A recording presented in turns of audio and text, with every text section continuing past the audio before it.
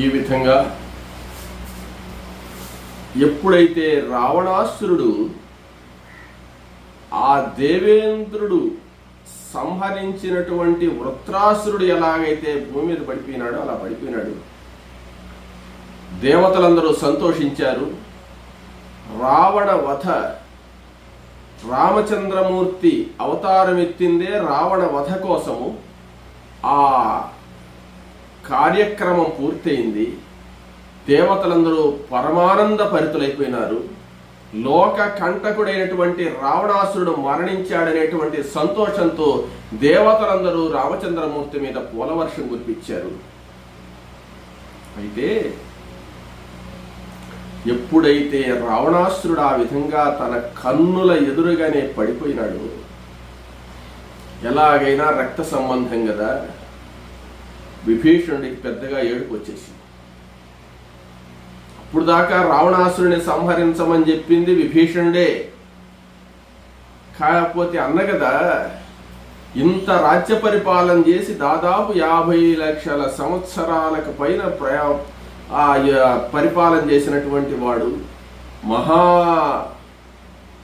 పరాక్రమవంతుడిగా పేరుగాంచినటువంటి వాడు, త్రిలోకాలను జయించినటువంటి వాడు, నిత్యాగ్నిహోత్రం చేసేటువంటి వాడు, అనేక యజ్ఞాలు చేసిన వాడు, అనేక దాన ధర్మాలు చేసినటువంటి వాడు, ఎంతమందినో పోషించినటువంటి వాడు.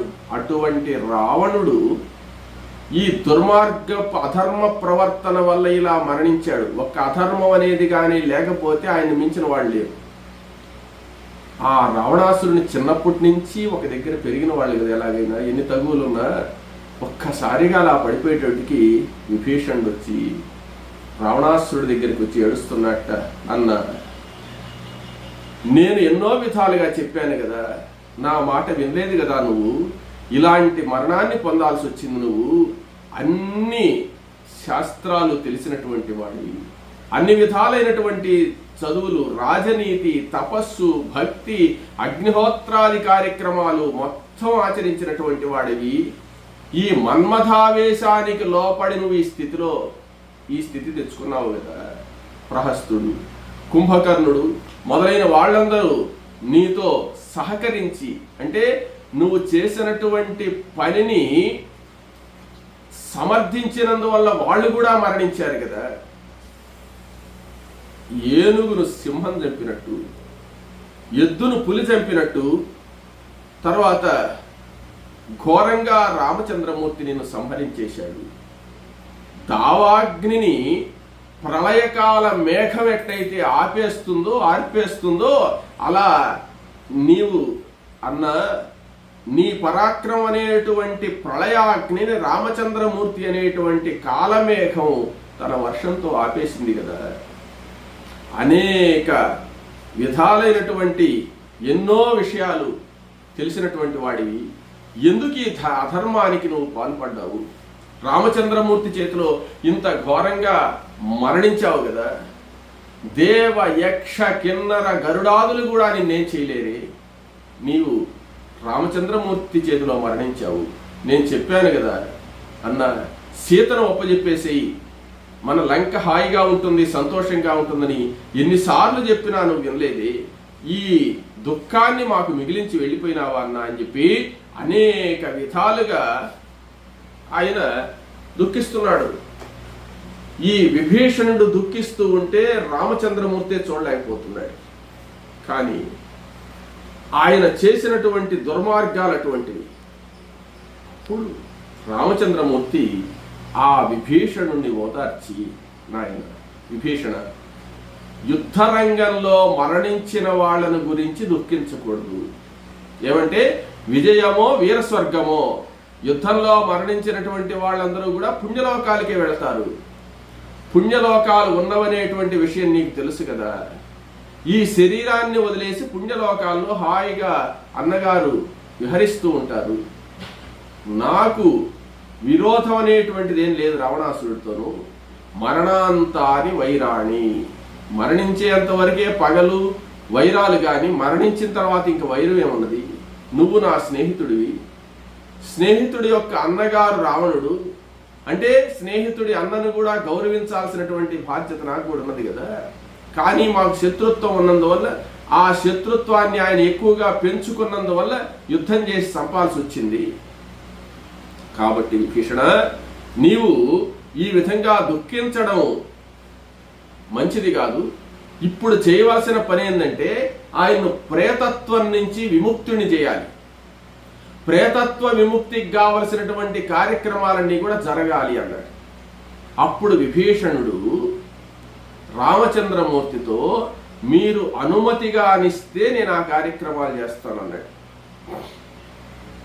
అప్పుడు రాముడు, నేను అనుమతి ఇచ్చేది ఏంద్ర, ఆయన చేయాల్సిన బాధ్యత నీకున్నది, నువ్వు తప్పకుండా అన్నగారికి చేయాలి.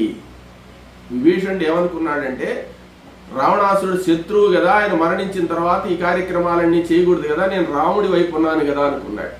దానికి రాముడు ఏం చెప్తున్నాడంటే, మరణాంతాని వైరాణి, మరణించిన తర్వాత ఇంక వైరాలు ఏమున్నాయి, చేయాల్సిన కార్యక్రమాలన్నీ కూడా చెయ్యాలి అని చెప్పి రామచంద్రమూర్తి చెప్తున్నాడు. ఆ సంస్కారాలన్నీ కూడా చేయనాయన అని చెప్పి విభీషణుడికి చెప్తున్నటువంటి సందర్భంలో అక్కడ లంకానగరానికి ఈ వార్త తెలిసింది. లంకానగరానికి ఎప్పుడైతే రాక్షసులు పోయి చెప్పారు కదా, రాక్షసులు ఎప్పుడైతే చెప్పారో రావణాసురుడి భార్యలందరూ కూడా ధాన్యమాలి, మండోదరి మొదలైనటువంటి అనేక మంది భార్యలు ఉన్నారు. వాళ్ళందరూ కూడా విలపిస్తూ పెద్దగా ఏడుస్తూ అంతఃపురం నుంచి బయటకు వచ్చేసి నేరుగా రావణాసురుడు పడిపోయి ఉండేటువంటి ఆ రణరంగ సమీపానికి వచ్చారన్నమాట.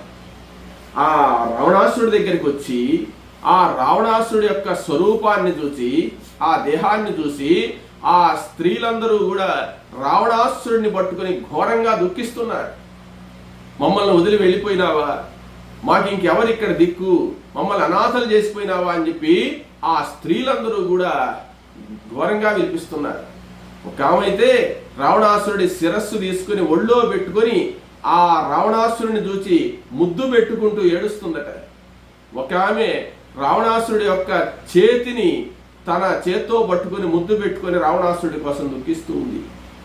అదేవిధంగా రావణాసురుడి కాళ్ల మీద, శరీరం మీద ఈ స్త్రీలందరూ కూడా పడి ఘోరంగా విలపిస్తూ ఉన్నారు.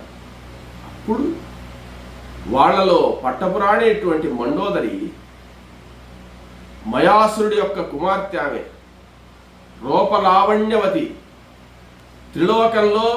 త్రిలోకాల్లో ఆమె ఎంత అందగెత్తలేరు. అటువంటి ఆమె రావణాసురుడు కోరి వివాహం చేసుకొని ఉన్నాడు. ఆమె మహాపతివ్రత. అటువంటి ఆమె ఈ రావణాసురుడి దగ్గరికి వచ్చి రావణాసురుడిని చూసి ఏడుస్తుంది, నాథ, త్రిలోకాలను కూడా జయించినటువంటి నీవు ఒక్క మనుష్యుడి చేతిలో సంహరింపబడ్డారు. ఒక మనుష్యుడు నిన్ను చంపేశాడే, నీకు అవమానంగా లేదా? అది సీతను తీసుకొని వచ్చి అధర్మం చేశావు. నువ్వు సీతను తీసుకురావడమే నువ్వు చేసినటువంటి అధర్మము. విభీషణుడు చెప్పిన మాటలు నీవు వినలేదు. విభీషణుడు చెప్పిన మాటలు వినుంటే ఇంత దూరం రాదు కదా. నా మాటలు కూడా వినలేదు కదా నువ్వు. అంటే మండోదరి ఎన్నోసార్లు రావణాసురుడికి చెప్పుకుంది, ఈ పని వద్దు, ఈ పని వద్దయ్యా, నువ్వు సీతను ఒప్పచెప్పమని చెప్పి. నా మాట కూడా నువ్వు వినలేదు. ఖరాసురుణ్ణి చంపినటువంటి విషయాన్ని నువ్వు తెలుసుకున్నావు. రామచంద్రమూర్తి ఎంత పరాక్రమవంతుడనేటువంటిది నీకు తెలిసి కూడా నువ్వు రాముడితో యుద్ధం పెట్టుకున్నావు కదా నాథ. ఖరా దూషణాదులు 14,000 మందిని ఒక్కడే సంహరించాడనే విషయం తెలుసు నీకు. నీకంటే బలవంతుడైనటువంటి వారిని ఒక్క బాణంతో సంహరించాడనే విషయం నీకు తెలుసు. లంకా దహనం ఆంజనేయ స్వామి ఒక్కడే వచ్చి ఒక్క వానరుడు లంకనంతా దహించిపోతే మీరు ఏం చేయలేకపోయినారు కదా. తర్వాత వానరులందరూ కలిసి వారధిని బంధించినప్పుడు కూడా చూశావు. సముద్రానికి వారధి ఎవరు కట్టారు? అది రామచంద్రమూర్తి యొక్క శక్తి. ఆ సముద్రానికి వారధి కట్టిన విషయం కూడా తెలుసుకున్నావు. అయినా నువ్వు సీతను వదిలిపెట్టలేదు. కుంభకర్ణుని సంహరించేశాడు. కుంభకర్ణుడు అంటే సామాన్యమైన బలపరాక్రమవంతుడా? అటువంటి కుంభకర్ణుని సంహరించింది చూసి కూడా నువ్వు మరలా సీతను ఒప్పచెప్పలేదు. ఇంద్రజిత్తు దేవేంద్రుణ్ణి కూడా ఇబ్బంది పెట్టినటువంటి వాడు మన మేఘనాథుడిని కూడా వాళ్ళు సంహరించేశారు. అప్పుడైనా నువ్వు తెలివి తెచ్చుకుని వాళ్ళతో సంధి చేసుకొని ఉండొచ్చు కదా. ఇవి చూసి కూడా నువ్వు సీతను వదలలేదే. రావణ, నాథ, సీత నాకన్నా ఏమన్నా అందగత్తె? నాకన్నా ఏమో గొప్ప కులంలో పుట్టిందా? గొప్ప అందగత్తె ఏమి? నాకన్నా ఏం సౌందర్యవంతురాలు కాదు కదా. నువ్వు ఎందుకు అలా సీతను వదలలేకపోయినావు? రాముడితో స్నేహితం చేసుకొని ఉంటే బాగుండేది. రాముడితో వైరం పెట్టుకునేదానికంటే స్నేహితం చేసుకొని ఉంటే ఇంకా చాలా బాగుండేది. మన లంకానగరం నిలబడి ఉండేది, నీ జీవితం నిలబడి ఉండేది. కాబట్టి నువ్వు అనేక విధాలుగా నువ్వు చేసినటువంటి తప్పులన్నీ కూడా, ఆ చేసినటువంటి పాపాలే నిన్ను ఈ విధంగా సంహరించాయి. కాబట్టి నీవు మమ్మల్ని అందరినీ కూడా మా మాట వినకుండా ఈ విధమైనటువంటి మాకు ద్రోహం చేసి మాకు దూరం అయిపోయి వెళ్ళిపోయినావా? మేమందరం కూడా ఇప్పుడు విధవరాండ్రమై ఇక్కడ లంకానగరంలో ఎలా జీవించాలి? మేము బ్రతికినటువంటి బ్రతుకు ఎటువంటిది? మమ్మల్ని ఎలా బ్రతికించావు నువ్వు? మమ్మల్ని అందరినీ కూడా ఈరోజు ఈ విధంగా అన్యాయం చేసి వెళ్ళిపోయినావా నాథ అని చెప్పి అనేక విధాలుగా దుఃఖిస్తూ ఉందట ఆ మండోదరి. అప్పుడు ఆ మండోదరి అనేక విధాలుగా దుఃఖిస్తూ రావణాసురుడి మీద ఉండేటువంటి ప్రేమాభిమానాలతో, రావణాసురుడు చేసినటువంటి యొక్క దుర్మార్గాలన్నింటినీ కూడా తలచి ఈ లంకానగరం ఎంతో వైభవంగా ఉండాల్సినటువంటి లంకానగర శోభనంతా కూడా పోగొట్టి ఈ విధమైనటువంటి స్థితికి తీసుకొచ్చావు కదా అని చెప్పి అనేక విధాలుగా మండోదరి దుఃఖిస్తూ ఉంది.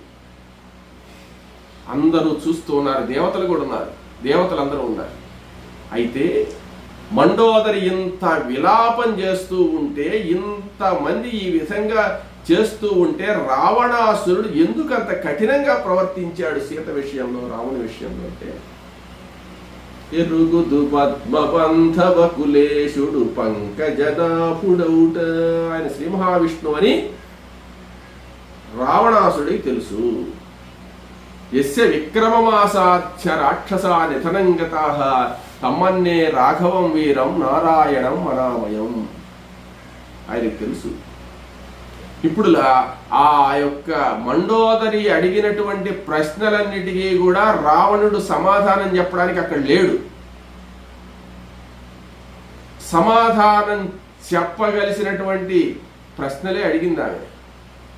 ఖరదూషణాదులను 14,000 మందిని సంహరించినప్పుడు నీకు తెలుసు కదా, నువ్వు రాముడితో ఎందుకు పెట్టుకున్నావు తెలుసు. ఆ రాముడితో యుద్ధం చేయడానికి పోయినప్పుడే మారీచుడు కూడా చెప్పాడు. మారీచుడిని మొట్టమొదట శూర్పణఖ రాక ముందే రావణాసురుడు బయలుదేరి ఆ మారీచుడి దగ్గరికి పోయి రాముడిని సంహరిస్తామంటే, రాముడి జోలికి నువ్వు పోవద్దు, రాముడు మహాబల పరాక్రమవంతుడు అన్నప్పుడు వెనక్కి వచ్చేసి ఉన్నాడు రావణాసురుడు. మరలా శూర్పణఖ చెప్పిన తర్వాత మళ్ళీ పోయినాడు. శూర్పణఖ చెప్పిపోయిన పాట మరలా ఎందుకు వెళ్ళాడయ్యా అంటే, అప్పుడు నిర్ణయించుకున్నాడు రావణాసురుడు. ఏమంటే, వీళ్ళందరూ కూడా ఇంత కరదోషణాదులను సంహరించాడు, మారీచుడి దగ్గరికి పోతే అయ్యా ఆయన రానే శబ్దం వింటేనే నాకు భయంగా ఉంది, రత్నము అన్నాక నాకు భయం, రామానబలేదు, రా అంటేనే భయం నాకు, అంత పరాక్రమవంతుడని చెప్తే, అందులో శివధనస్సును ఎత్తినటువంటి వాడు, కైలాస పర్వతాన్నే రావణాసుడు ఎత్తలేకపోతే కైలాస పర్వతం మీద ఆ శివుడు ఆ ధనస్సును ధరించాడంటే ఇది ఎంత బరువు ఉంటుంది ఆ ధనస్సు, దాన్ని ఎత్తినటువంటి వాడిని అజ్ఞాని కాదు రావణాసురుడు, మూర్ఖుడు కాదు. ఇవన్నీ తెలుసు. ఇవన్నీ తెలిసి రావణాసురుడు ఈయన మహావిష్ణువు అనే విషయాన్ని తెలుసుకున్నటువంటి, అందుకే అంటారు తెలిసిన మూర్ఖుడు రావణాసురుడు, తెలియని మూర్ఖుడు దుర్యోధనుడు అంటారన్నమాట. తెలుసు, ఇంత శాస్త్రాలు చదివిన వాడు, ఇంత విజ్ఞానం కలిగిన వాడు, ఇన్ని యజ్ఞయాగాదులు చేసిన వాడు, ఆయన ఎందుకు అంత తెలివి తక్కువ వాడవుతాడు? కానీ ఆయన ఎవరో కాదు, జయుడు, నిరంతరం శ్రీమన్నారాయణమూర్తి యొక్క పాదసేవకుడు. ఆయన పాదసేవకుడు కాబట్టి, తాను తెలుసుకున్నాడు కాబట్టి శ్రీ మహావిష్ణువు అనే విషయాన్ని, ఎలాగైనా విష్ణుమూర్తి చేతిలో తాను మరణించాలంటే సీతాపహరణ తప్ప వేరు మార్గం లేదు, ఇటువంటి పని చేయింది కానీ రాముడి కోపం రాదు, రాముడి కోపం వస్తే కానీ మమ్మల్ని చంపడు. ఇది రామాయణ సారాంశం.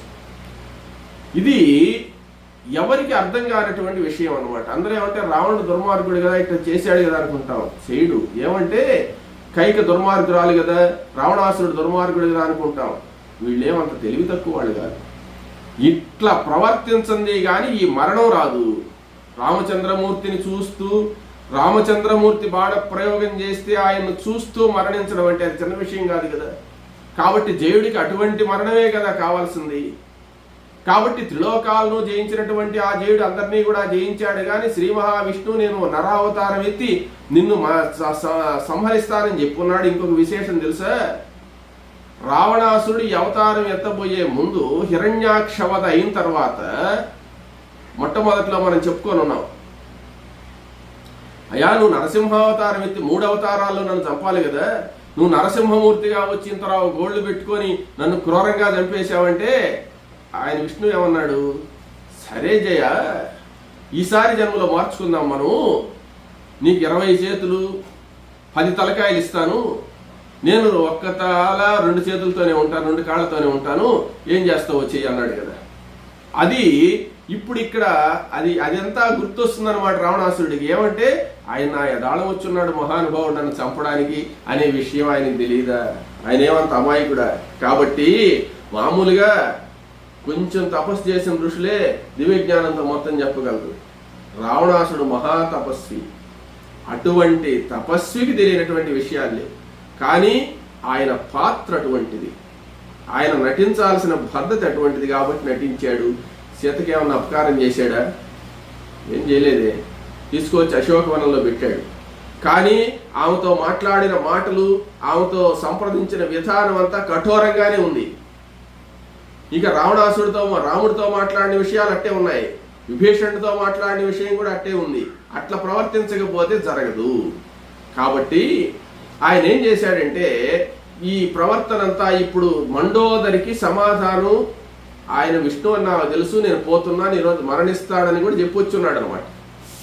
ఇక్కడేమో ఏడుస్తూ ఇన్ని చేసినా కానీ నువ్వు నాకు ఈ నరమాత్రుడైనటువంటి ఇక్కడ చెప్తున్నది ఆమె, నీవు ఆ మండోదరి చెప్పినటువంటి విషయాన్ని రావణుడు ఎప్పుడో గ్రహించాడు, గ్రహించలేదని చెప్పి మండోదరి అనుకుంటుంది. ఏంటంటే ఒక్క వ్యక్తి 14,000 మంది రాక్షసులు సంహరించాడంటే ఆయన నరమాత్రుడా? ఎవ్వరు చంపలేరు శ్రీ మహావిష్ణువు తప్ప. వాలి మహాబల పరాక్రమవంతుడైన నిన్ను కూడా 4 సముద్రాల్లో దిప్పినటువంటి వాలిని చంపినప్పుడైనా నువ్వు తెలుసుకోలేదా అంటే ఆయన తెలుసుకొనే ఈ పని చేసింది. ఆ మానవ మాత్రుడైతే వాలిని ఎలా చంపగలడు? మానవ మాత్రుడైతే వారధి ఎట్టగట్టెల సముద్రానికి వారధి ఎలా నిర్మిస్తారయ్యా? వానరుడు సామాన్యమైన వానరుడైతే లంకను దహించగలడా? నువ్వు తెలుసుకోలేదా అని ప్రశ్నిస్తుంది. ఈ ప్రశ్నలకి నేను చెప్పే సమాధానం ఏంటంటే ఆ ప్రశ్నలన్నిటికీ సమాధానం రావణుడికి తెలుసు. యశ్య విక్రమమాసాఖ్య రాక్షస నిధనంగత తమ్మన్నే రాఘవం వీరం నారాయణ మనామయం తెలుసుకొనే రావణాసురుడు రాముడి చేతిలో మరణించాడు. దుఃఖిస్తూ ఉంది. నువ్వు తెలుసుకోలేకపోయినావు, ఒక్క నరమాత్రుడు అనుకున్నావు, ఆయన నరమాత్రుడు కాదు నారాయణుడు అని చెప్పి చెప్తుంది ఈమె. రావణాసురుడు మరణించిన తర్వాత రావణాసురుడు బ్రతికుండంగానే ఆయన నారాయణుడు తెలుసుకున్నాడు అనమాట. అయిపోయింది. అప్పుడు ఈ విధంగా అనేక విధాలుగా ఆ యొక్క మండోదరి రావణాసురుడి మీద పడి విలపిస్తూ ఉందన్నమాట. అది చెప్పలేనటువంటి విషయం. అంత దుఃఖంలో ఉన్నారు వాళ్ళు, అది అనుభవిస్తేనే తెలుస్తుంది. అప్పుడు రామచంద్రమూర్తి ఆమె మనసారా దుఃఖించిన తర్వాత, విభీషణ ఇక అంత్య సంస్కారాలు చెయ్యాలి, వాళ్ళను ఏదో ఒకటి సమర్థించి వాళ్ళని ఓదార్చి నీవు సంస్కారాలు చేయాలి, అంత్యేష్టి చేయాలి రావణాసుడికి అని చెప్పిన తర్వాత అప్పుడు విభీషణుడు ఏం చేశాడంటే ఒక మాట అన్నాడు. ఇప్పుడేం చెప్పాడు రావణాసుడితో, రాముల వారితో, మీరు అనుమతిస్తే చేస్తాను అన్నాడు. ఇప్పుడు ఈ ఒక్క కాసేపు జరిగిన తర్వాత ఇంత దుర్మార్గుడు రావణాసురుడు ఈ దుర్మార్గుడికి కానీ నేను అంత్యేష్టి చేస్తే చెయ్యాలని నాకేం అనిపించడం లేదు. చేయకపోతే అందరూ ఏమంటారంటే చేయలేదు దుర్మార్గుడు విభీషణుడు అనుకుంటారు. కానీ నేను చేయకుండా కానీ ముగిస్తే కొన్ని రోజులైన తర్వాత విభీషణుడు చేసిందే మంచిది, అటువంటి క్రూరకర్ముడికి చేయకపోతేనే మంచిదిలే అనుకుంటారు, కాబట్టి చేయడం అవసరమా అని చెప్పి అన్నాడు అనమాట. మళ్ళీ మనసు మార్చుకున్నాడు. అప్పుడు రాములు వారు చెప్పాడు, మండోదరి దుఃఖిస్తూ ఏమన్నదంటే, నీకు ఆఖరికి తలకొరివి పెట్టేవాళ్ళు కూడా లేకుండా పోయినారయ్యా. ఇంతమంది కొడుకులు ఉంటే ఇంద్రజిత్తు కావచ్చు, తర్వాత అక్షయ్ కుమారుడు కావచ్చు, చాలామంది ఉన్నారు కదా, దేవాంతకుడు, నరాంతకుడు, త్రిశరుడు, అందరూ కూడా మరణించారు కదా, అతికాయుడు అందరూ మరణించారు కదా. ఇప్పుడు నీకు దహన సంస్కారాలు చేసేదానికి ఒక్కడు కూడా లేకుండా పోయినాడు, ఎంత బ్రతికి అని ఆమె దుఃఖిస్తూ ఉంటే, ఎందుకో విభీషణుడికి మనసు మారి మనం చేయాల్సిన అవసరం ఏముందిలే అన్నట్టు అనిపించింది. ఆయన అన్ననే అభిమానం ఉంది, కానీ ఎందుకో బాధ కలిగింది. అప్పుడు రాములు వారు చెప్పాడు, లేదు నాయన, తప్పకుండా చెయ్యాలి, తప్పకుండా చేస్తేనే ఆయనకు పుణ్యలోకాలు వస్తాయి, ఈ దహన సంస్కార కార్యక్రమాలన్నీ నువ్వు నిర్వహించాల్సిందేను అని చెప్పి రామచంద్రమూర్తి గట్టిగా చెప్పిన తర్వాత అప్పుడు ఆయన ఏం చేశాడంటే దానికి సిద్ధం చేయమని చెప్పి ఈయనకు అంత్యేష్టి చేయడానికి సిద్ధం చేశాడు. సిద్ధం చేసిన తర్వాత చాలా పెద్దదైనటువంటి చితి బేర్చారు. చితి బేర్చి ఎట్లా చేస్తున్నారో చూడండి, రావణాసుడు ఎంత గొప్పవాడో చూడండి. చితి బేర్చిన తర్వాత రావణాసుడు గొప్పవాడంటే, దహన సంస్కారాల సమయంలో శ్రీ మహావిష్ణువు ఉన్నాడు అక్కడ, ఆంజనేయ స్వామి ఉన్నాడు అక్కడ. ఆంజనేయ స్వామి అంటే శివుడే. వానరులందరూ ఉన్నారు, వానరులందరూ దేవతలే. ఇంకొక విశేషం తెలుసా, ఆకాశంలో ముక్కోటి దేవతలు, బ్రహ్మాది దేవతలందరూ కూడా వచ్చి చూస్తున్నారు. ఆ సంస్కారాన్ని సంస్కారం అంటారు, కానీ మన ఊరికే రావణుడు దుర్మార్గుడని మనం అనుకుంటున్నాం. ఎంతమంది రావణాసురుడి యొక్క అంత్య సంస్కారాల సమయంలో ఉన్నారో చూడండి. అంతకంటే అదృష్టం ఏముంది? అది కోరుకునే కదా రావణాసురుడు రాముడి చేతిలో మరణించాడు. ఇక్కడ చితి బేర్చారు.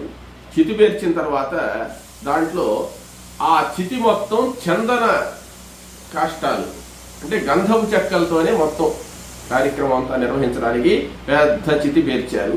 దాంట్లో పద్మకము, వట్టివేళ్ళు, ఈ కురువేరు మొదలైనటువంటి గంధ సుగంధాలతో సంబంధించినటువంటి ఈ వేళ్ళన్నీ కూడా మెత్తగా ఉండేదానికి పరిచారు అనమాట ఆ చితి మీద. తర్వాత తెల్లని వెంట్రుకలు కలిగినటువంటి జింక చర్మాన్ని తెచ్చారు. తెల్ల వెంట్రుకలు ఉండేటువంటి జింక చర్మం. ఆ జింక చర్మాన్ని చితి మీద బేర్చారు. చితి మీద బేర్చి అప్పుడు ఈయన మహాయజ్ఞాలన్నీ చేసినటువంటి వాడు నిత్యాగ్నిహోత్రిన ఆయన చేయాల్సిన సంస్కారం చేయాలి కదా. అప్పుడు ఆ చితికి ఆగ్నేయ మూల 3 హోమగుండాలు పెట్టారు. అవి గార్హపత్యాగ్ని పడమర వైపు పెట్టారు, ఆహావనీయాన్ని తూర్పు పక్క పెట్టారు, దక్షిణాగ్ని దక్షిణ పక్క పెట్టారు. త్రేతాగ్నులు పెట్టారు అనమాట. ఒక వేదికది పెట్టి ఆ వేదిక మీద ఈ 3 కూడా ఏర్పాటు చేశారు. పెరుగుతో కలిపినటువంటి ఆజ్యం, పృషదాజ్యం అంటారు దాన్ని. పెరుగు ఆ నెయ్యి కలిపి ఆ పాత్రల్లో పెట్టి అక్కడ స్థాపించారు. స్థాపించిన తర్వాత ఈ రావణాసురుడి యొక్క ఆ శరీరాన్ని అక్కడ పండబెట్టారు. పండబెట్టి ఆ చితి మీద ఏం చేస్తున్నారంటే ఆయన యొక్క పాదాల మీద సోమలతను తీసుకువచ్చేటువంటి శకటం బండి, అంటే యజ్ఞశాలకి సోమలతను తీసుకువచ్చేటువంటి ఒక శకటం ఉంటుందన్నమాట బండి. ఆ చిన్న బండి అది. ఆ బండిని తీసుకువచ్చి రావణాసురుడు యొక్క పాదాల వైపు పెట్టారు. పాదాల వైపు పెట్టిన తర్వాత పాదాల దగ్గర పెట్టారంటే ఆ బండిని కూడా దహనం చేసేస్తారు అనమాట. యజ్ఞాలు చేసినటువంటి వాళ్ళ యొక్క సంస్కారాలు ఇలా ఉంటాయి. తొడల మధ్యలో ఆ సోమలతను దంచేటువంటి రోలు ఉంటుంది. ఆ రోలు కూడా దంచేటువంటి ఆ రోలును కూడా ఇక్కడే పెట్టారు. తర్వాత అది కూడా కొయ్యతో చేసింది అని అనమాట. కొయ్యతో ఉండేటువంటి రోల్ అది. దారు పాత్రలన్నీ ఇంకా అన్ని యజ్ఞానికి సంబంధించిన పాత్రలన్నీ కొయ్యతోనే చేస్తారు ఎక్కువగా.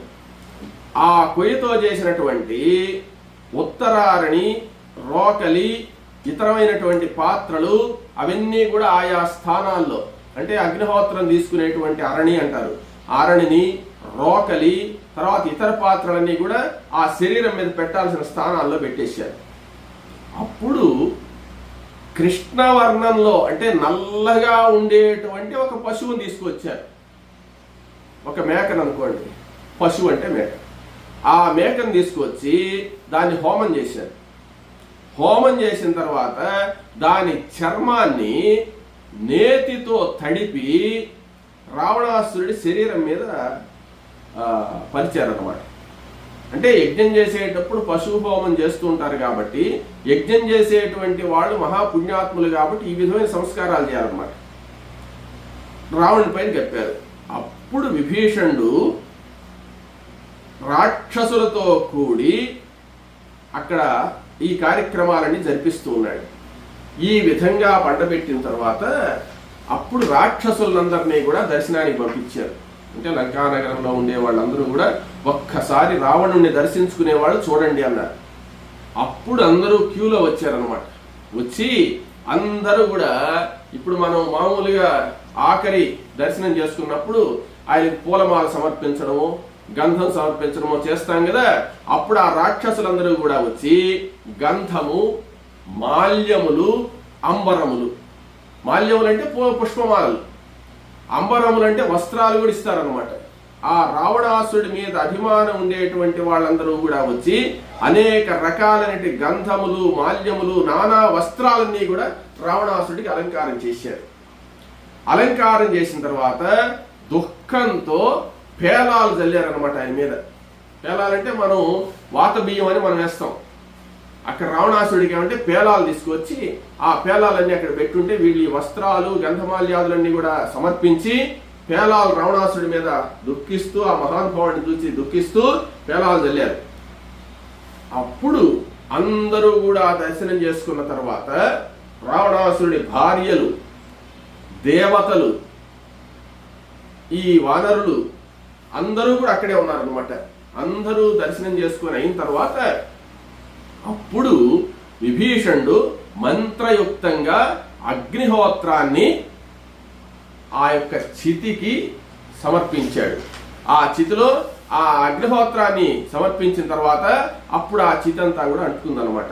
జరగాల్సిన వైదిక కార్యక్రమాలన్నీ కూడా చేశాడు. చేసిన తర్వాత అప్పుడు విభీషణుడు ఆ కార్యక్రమం అయిపోయిన తర్వాత స్నానం చేసేసాడు. స్నానం చేసేసి తడి వస్త్రాలు కట్టుకున్నటువంటి వాడై భూమి మీద దోర్వలు, నువ్వులు, నీళ్లు ఉంచి సాష్టాంగ నమస్కారం చేసి ఆ అన్నగారికి ఉదకదానం చేశాడు అనమాట. ఉదకదానం చేసి తర్పణ వదలడం అంటారే, అట్ట ఉదకదానం చేసిన తర్వాత ఆ ఉదకదానం అంతా అయిపోయిన తర్వాత అందరూ కూడా ఘోరంగా దుఃఖిస్తున్నారు. రాక్షసులు, రావణుడి భార్యలు, వీళ్ళందరూ కూడా. ఈ కార్యక్రమం అంతా కూడా జరిగిన తర్వాత విభీషణుడికి కూడా కన్నీళ్ళు ఆగడం లేదు. వాళ్ళ అన్నగారికి సంస్కారం చేస్తూ ఉంటే చేసి అప్పుడు ఆ రావణుడి యొక్క భార్యలందరి దగ్గరికి వెళ్ళి విభీషణుడు వాళ్ళ వదినలే కదా అందరూ, వాళ్ళందరినీ ఓదార్చి, అమ్మ ఇంకా దుఃఖించి లాభం లేదు, జరిగింది ఏదో జరిగిపోయింది, మీరు ప్రశాంతంగా మనస్సును దిట్టం చేసుకుని మనస్తాపం చెందకుండా దయ ఉంచి మీరు నగరంలోకి ప్రవేశించవలసింది అని చెప్పి వాళ్ళను ప్రార్థించాడనమాట. ప్రార్థించిన తర్వాత అప్పుడు ఆ విభీషణుడి మాట ప్రకారంగా ఈ అంతఃపుర కాంతలందరూ కూడా, అంతఃపుర స్త్రీలు, రావణాసుడి భార్యలందరూ బయలుదేరి లంకానగరంలో తమ అంతఃపురానికి బయలుదేరి వెళ్ళారు. వెళ్ళిన తర్వాత అప్పుడు విభీషణుడు రామచంద్రమూర్తి దగ్గరకు వచ్చి వినయంగా నమస్కారం చేసి నిలబడ్డాడు. అంటే రాముడు చెప్పిన పని చేసేసాడు. అప్పుడు ఆ దేవతలు, గంధర్వులు అందరూ కూడా రాముణ్ణి అభినందించినటువంటి వాళ్ళై ఈ రావణుడి యొక్క సంస్కారాన్ని, అంత్య సంస్కారాన్ని చూసినటువంటి వాళ్ళై అందరూ కూడా విమానాల్లో దేవతలందరూ వాళ్ళ వాళ్ళ స్థానాలకు వెళ్ళిపోయినారు. వెళ్ళిపోయిన తర్వాత అప్పుడు ఈ రథం పెట్టుకొని మాతలి ఉన్నాడు కదా, దేవేంద్రుడి మాతలి. అప్పుడు రామచంద్రమూర్తి మాతలిని చూచి ఆ మాతల్ని ఆశీర్వదించి, నాయనా ఇంక నువ్వు సెలవు తీసుకోమంటే అప్పుడు మాతలి రామచంద్రమూర్తి యొక్క సెలవు తీసుకుని ఆ దేవలోకానికి తన రథంతో సహా మాతలి కూడా వెళ్ళిపోయినాడు దేవలోకానికి. వెళ్ళిపోయిన తర్వాత ఇప్పుడు రాముడు సుగ్రీవుణ్ణి గాఢాలింగనం చేసుకున్నాడు. ఏమంటే ఈ కార్యక్రమం అంతా జరిగింది రావణవధ అంటే చిన్న విషయమా, మన ఊరికే చెప్పుకుంటే అట్టుంది, కానీ ఇంత కార్యక్రమాన్ని నిర్వహించినటువంటి వాడు సుగ్రీవుడు కదా అని చెప్పి ఆ సుగ్రీవుణ్ణి గాఢాలింగనం చేసుకున్నట్ట.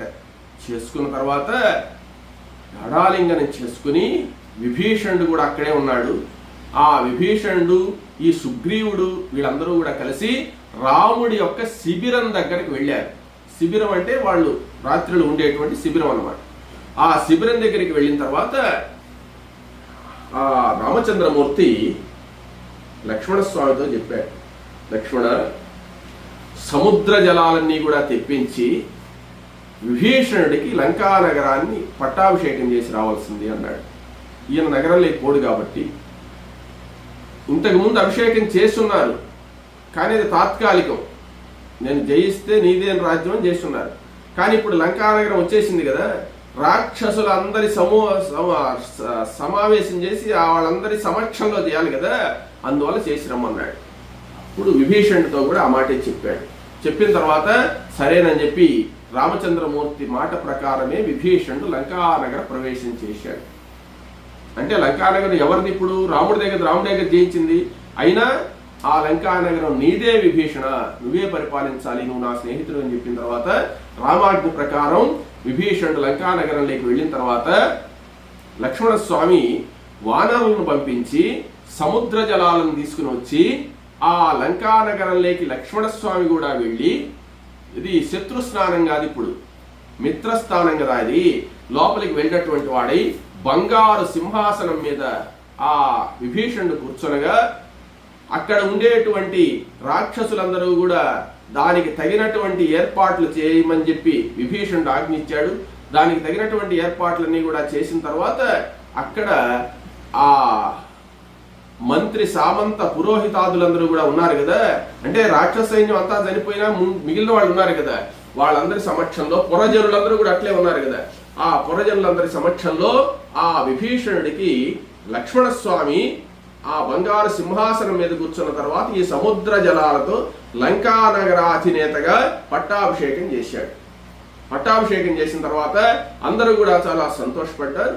సంతోషపడ్డ తర్వాత ఆ పట్టాభిషేకం పూర్తి అయిపోగానే అందరినీ కూడా వాళ్ళ పనులకు ఆ విభీషణుడు ఆజ్ఞాపించినటువంటి వాడై ఇప్పుడు లంకానగరానికి రాజు. ఆయన ధర్మ అర్థ కామ మోక్షాల్లో అర్ధాధిపతి ఆయన.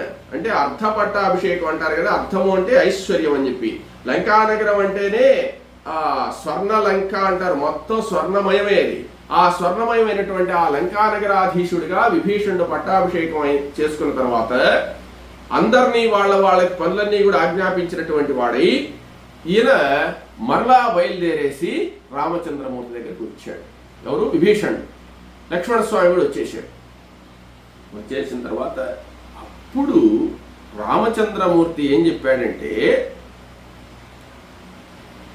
ఆ విభీషణుడు వచ్చిన తర్వాత ఎందుకు వచ్చాడో తెలుసా?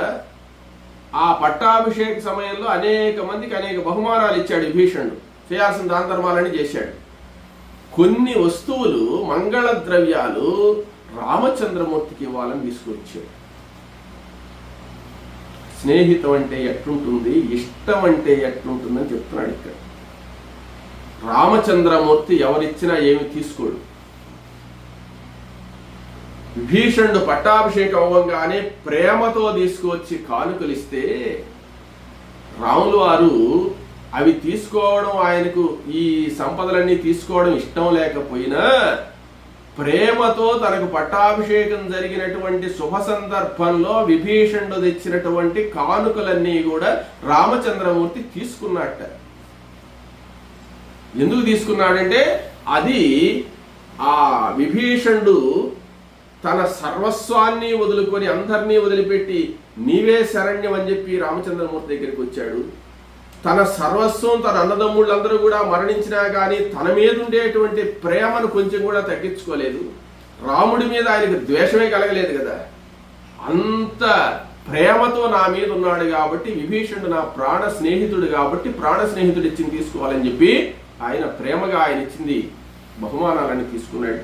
తీసుకున్న తర్వాత హనుమదాదులను సుగ్రీవాదులను ఎలా గౌరవించాలో అంతా కూడా గౌరవించాడు విభీషణుడు.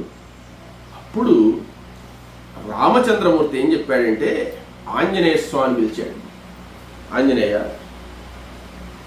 ఇప్పుడు జరగవలసినటువంటి కార్యక్రమం ఏమిటంటే యుద్ధంలో రావణాసురుడిని సంహరించేసాం, మన కార్యక్రమం అంతా పూర్తయింది, విభీషణ పట్టాభిషేకం అయిపోయింది, ఇంకొక విషయం మిగిలింది మనకన్నాడు. నీవు విభీషణుడి ఆజ్ఞ తీసుకుని ఇప్పుడు లంకానగరంలో నువ్వు ప్రవేశించాలన్నా మనం ఎట్టంటే అటు పోయేదానికి లేదు. లంకానగరం విభీషణుడిది. విభీషణుడి అనుజ్ఞ తీసుకుని లంకానగరంలో ప్రవేశించి సీతాదేవి వద్దకు వెళ్ళి సీతాదేవికి జరిగిన వృత్తాంతం అంతా కూడా చెప్పి సీత ఏం చెప్తుందో ఆమె యొక్క చెప్పినటువంటి సమాచారాన్ని నాకు తీసుకొని చెప్పవలసింది. ఆమె సందేశం ఏంది, ఆమె ఏం చెప్తుంది అది నాకు తీసుకొచ్చి వినిపించవలసింది అని చెప్పి అందరి సమక్షంలో ఆంజనేయ స్వామికి చెప్పాడు రాముల వారు. అప్పుడు ఆంజనేయ స్వామి పరమ సంతోషంతో ఆ యొక్క విభీషణుడిని ఆజ్ఞ అడిగాడు. ఆజ్ఞ అడగంగానే నువ్వు నేరుగా సీతాదేవి దగ్గరికి పోయి మాట్లాడరమ్మన్నాడు విభీషణుడు. అప్పుడు ఆంజనేయ స్వామి నేరుగా అశోకవనంలోకి వచ్చాడు. అశోకవనంలో సీతాదేవి రామచంద్రమూర్తినే మనసులో స్మరిస్తూ వేరే లోకం అనేటువంటిది లేకుండా రామనామంతోనే ఆమె రామస్మరణ చేస్తూ ఉన్నది. అప్పుడు వచ్చి ఆ సీతాదేవికి నమస్కారం చేసి ఆ ఆంజనేయ స్వామి అమ్మా అన్నాడు. అమ్మ అంటే ఆమె కళ్ళు తెరిచి చూసి ఎవరినైనా నువ్వు అని కాసేపు గుర్తుపట్టకుండా పోయిందా సీత? ఒక 2 నెలల క్రితమే కదా ఆంజనేయ స్వామిని చూసింది మనం అనుకోవచ్చు. మనం కూడా ఏదో ధ్యానంలో ఉండేటప్పుడు ఎవరన్నా మనకు తెలిసిన మనిషి వచ్చినా గబక్కని గుర్తుపట్టం అనమాట. అట్లా ఆమె ఏంటంటే ఒక క్షణం ఆలోచించి నాయనా హనుమా నువ్వా ఇప్పుడు వచ్చావు అని చెప్పి అన్నది.